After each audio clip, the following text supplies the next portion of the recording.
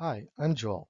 I'll be showing you how to implement self-reflection as an effective assessment tool into your courses. Reflection uses scaffolding, which links a current experience to previous learnings. Vygotsky, 1978, defines social constructivism when applied to teaching as learning when students are actively engaged in a learning process that involves discovery, questioning, discussion, reasoning, judgment making, and idea and opinion formation, as cited by Bezzetto, Moore, 2010. Reflection involves processing cognitive and emotional information. To reflect, learners must act upon and process the information, synthesizing and evaluating the data. Reflecting also means applying what we've learned to a future scenario. Bezzetto, Moore, 2010. Some benefits of reflecting. It gives students ownership over the learning process. It increases student motivation to learn.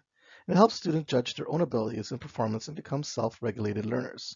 Some challenges. Students may not know how to provide meaningful feedback. Students may not have the opportunities to develop the skills of self-assessment, and students may think that assessment should be done by professors and TAs. By using the triangle concept of implementing assessments, we can apply it to self-reflection assessments. Simmons, 2020. Number one, what are the learning goals?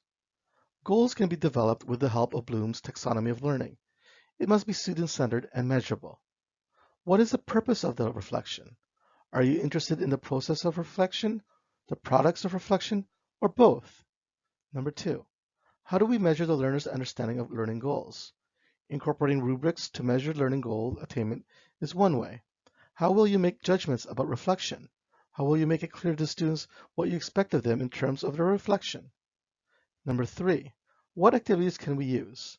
First, we must decide whether a formative or summative assessment is required and how it fits into the overall learning strategy of the course.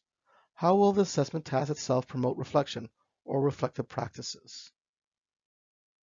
Let's see this in action using the following example. Steps in using reflection assessment in math. Formative assessment. Step 1. Determine the purpose of reflection from the lens of the student and the facilitator. From a student lens, this could be their ability to articulate their gaps in understanding the problem.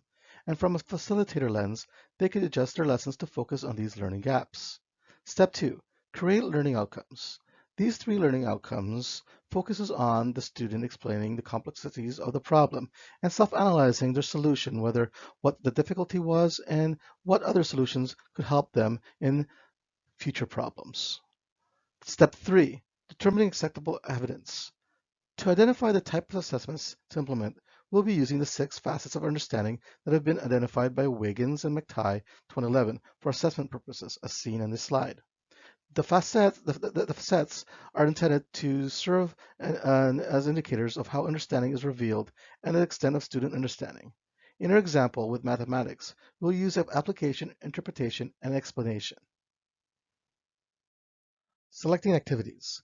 This could be writing a reflective entry after each section of a lesson, discussion forums, reflective journals, or learning logs, such as e-portfolios. For this example, we'll use a weekly reflective journal that can be submitted either in an MLS portal or the learner's e-portfolio website. Facilitators can use this graphic as shown on the screen from Munson and Woodward 2006, which are discussion prompts to guide the learner to an area of reflection in the reflection activities, as cited by Attard 2017. The last step is selecting formulating rubric. When we select a rubric, we need to determine what specific outcomes you would like to see in the learner's reflections, such as critical thinking.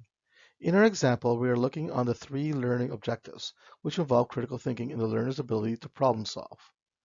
We can use the sample rubric as shown. This is obtained at the website, the Knowledge Network for Innovations in Learning Teaching 2014.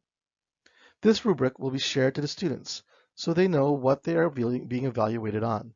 After rating all the reflection assignments and seeing that 90% of the students were proficient on that level, as a facilitator, you could be certain that your outcome is achieved. If you found that the bulk of reflections were at the lower levels, you will be able to give the students more specific feedback about what they need to improve. This is not only helpful for the individual students, but also for you in achieving your course's outcomes. These are the 5 steps to using a reflection assessment for learners. Also, these weekly reflective math journals can be part of an e-portfolio where students can provide a final reflective paper which can be used as a summative assessment that represents the student's learning journey. Here are my references. Thank you for your time and looking forward to your comments and feedback.